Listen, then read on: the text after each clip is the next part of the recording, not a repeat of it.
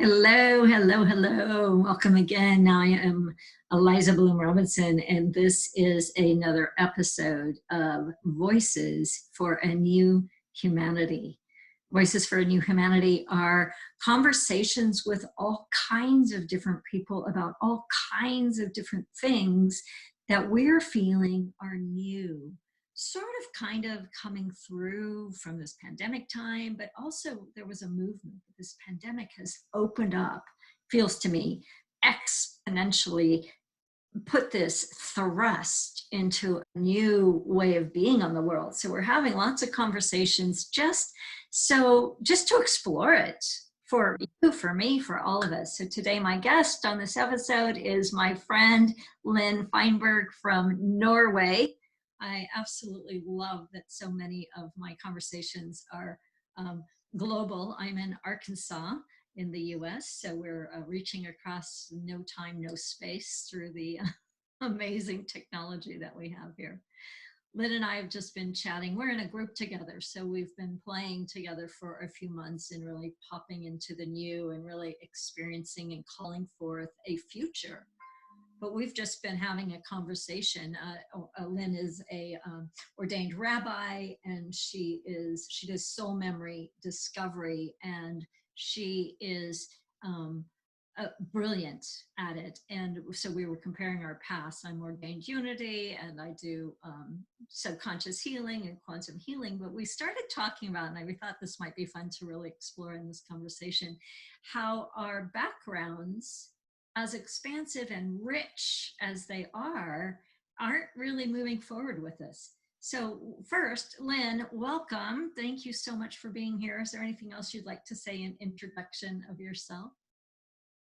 I think I probably could go on, but I think you said enough for the time being. Okay. Yeah. So kind of just jumping off, knowing that the people that are listening weren't listening to our previous conversation, but really about how you are sort of navigating the structure in which you're ordained and the paradox of really this new that you're playing in. So tell me about this new, how it's feeling for you, how you're experiencing it, how it's impacting you.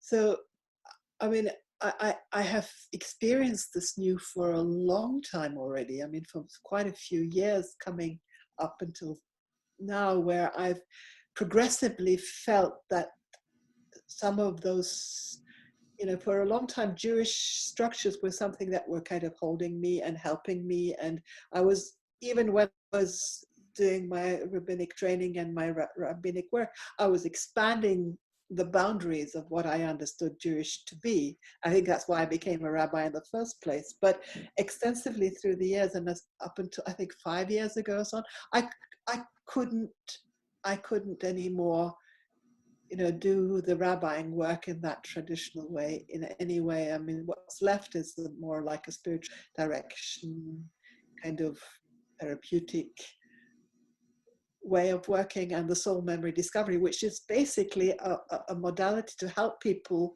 to this transition into this new time. So that's what most of my work and my consciousness is about right now. Yeah. It's so fascinating that we're on our own journeys of that. I mean, kind of fascinating, but also obvious. And our similarities in our past. I've spent the last decade or so really working with people to sort of dismantle the subconscious, which I would also call perhaps soul memory. I spend most of my time really more in current life rather than soul, but it still feels like the same thing. But all of that kind of feels like, to me, it's like we're releasing bondage or anchors to humanity as we've known it. And that's freeing us, like this whole, I keep going, like this whole lifting up. Yeah. And so what are we being freed into? Yeah, that's a big question, because it's really I would call it a disidentification. We're really disidentifying ourselves with our stories. Yeah. Stories and our collective stories. And I was just trying to reflect on that, because today I feel that this, today, as we've had this full moon in Scorpio, it really, and I've been sort of anticipating this week that something is shifting. And what I'm feeling today is that it's almost like we're in a whole new kind of, it's like a freshness. It's like a nowness. It's almost like I have to be in the now. I can't just go into a kind of like an automatic kind of pilot kind of thing that like I used to be able to. Yeah. But it's like having to, and if I try, it feels uncomfortable or something happens, or it's like I'm being awakened. It's like, yeah, it's an awake feeling. I think that's what I was experiencing today when I was walking, and everything's so fresh and so new. And yes, it's spring here in Norway and it's always beautiful, but it's like I'm taking it in on such a deep level right now. Yeah, it feels like in this sort of global wobble that we've been in through the pandemic, it's freeing us to really be present in this like eternal now moment. And when we're actually there, that's when we experience what you're saying. It's like it's fresh, it's new, but I also feel like there's something cosmically that is brand new that we're gaining access to. Yeah, no, me too. And I feel like it cannot be, we can't go back to what was. There's no way back. That's what it feels like. Thank goodness, right? Yeah. And I don't quite know what this new is yet. I mean, I still feel very confused and new and almost like a baby. Like, how do I do my work in this? How do I orient myself when I don't have structures and scriptures and scripts? Right? Yeah. Yeah. And I mean, I know you weren't asking the question, but it's spontaneous. But what I find, when I'm working with my clients and my students and in the work that we're doing together, it's like you can't hardly even bring that question into it, right? Because we just go.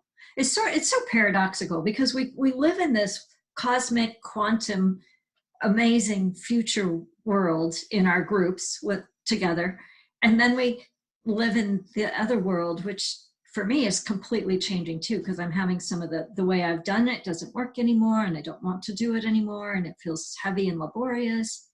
And I know that's coming. It's light, it's free, it's collaborative, it's expansive. Yeah. Yeah, and it's first and foremost relational. It's like it's what comes out of the relationship. It's what comes out in our interactions. Yeah. So, Yeah. Yeah.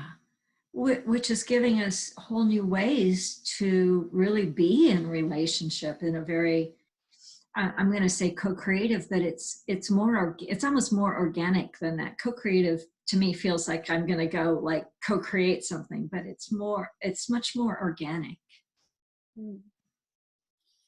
Yeah, and I feel that our groups have been a lifesaver during this period because it sort of has had that focus of all the time. It was like I really haven't felt alone at all, even though I live by myself, because there's this feeling of community.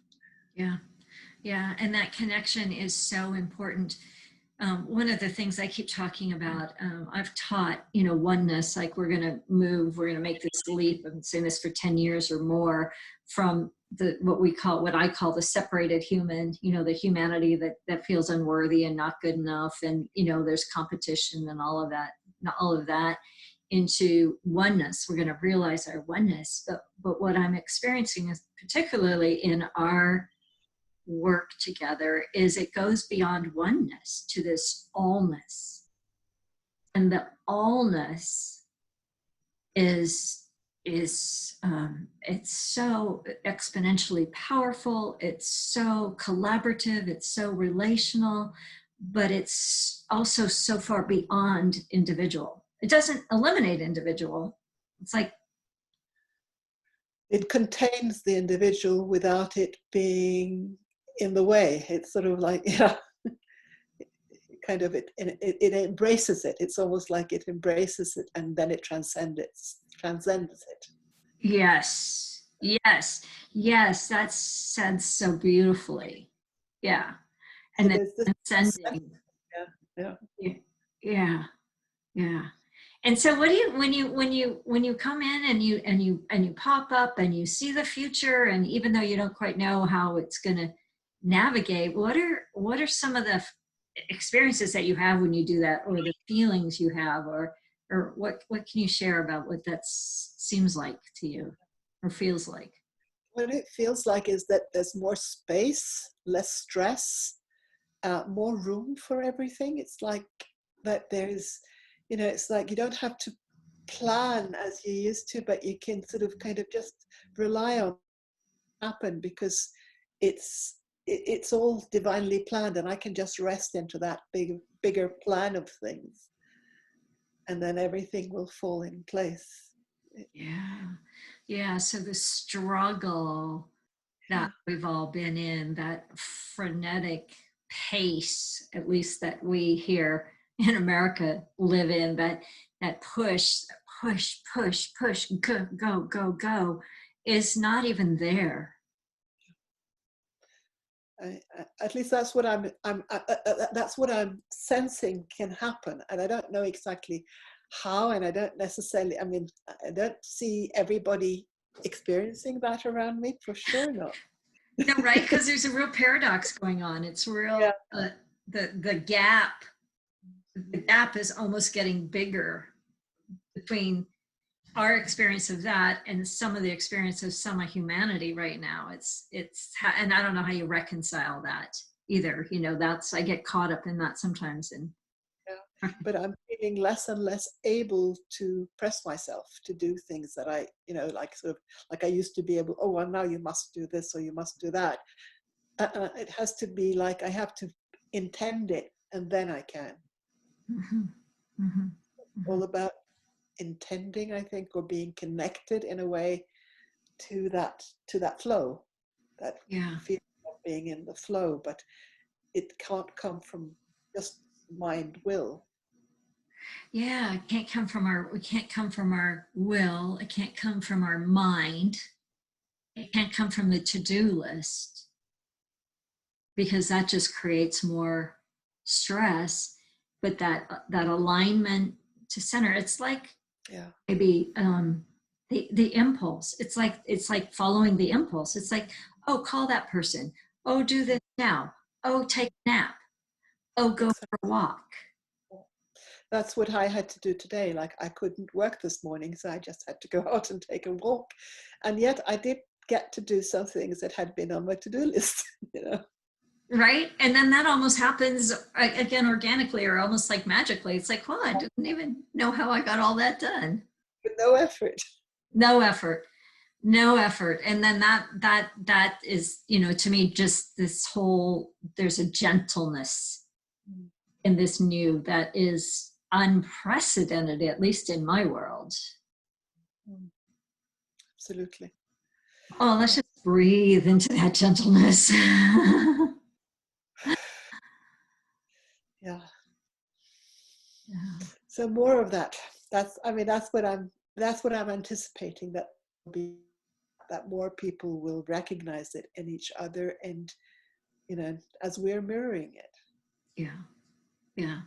As we're mirroring it, as we're embodied in it, as it integrates through our individuality, but then also then the collective. Yeah. Yeah. So what would you say to somebody who might be a little bit curious about new humanity now? Well, what came to me just before when you were talking now is that I think what's so important is to be compassionate with ourselves, to not press things, and to, okay, so then I do feel stressed, but then embrace that and breathe into that, whatever arises, that, we can't, this is not something that like we can't press ourselves into it. It's like it's the opposite.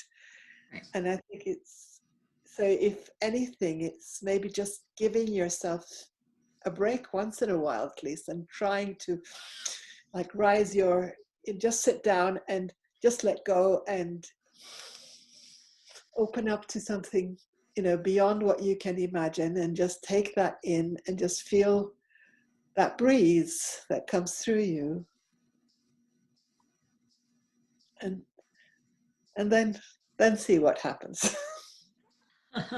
That's so beautifully said. And I think that's a great place to wrap up this conversation, even though we could go so much further and so much beyond. So if this is intriguing to you as a listener, I'll list Lynn's contact information in the description, and you can check out New Humanity Now, and these voices for a new humanity will continue. If you'd like to have a conversation, just let me know. If you want to continue getting them, just let us know, and we'll make sure you get notified of all that.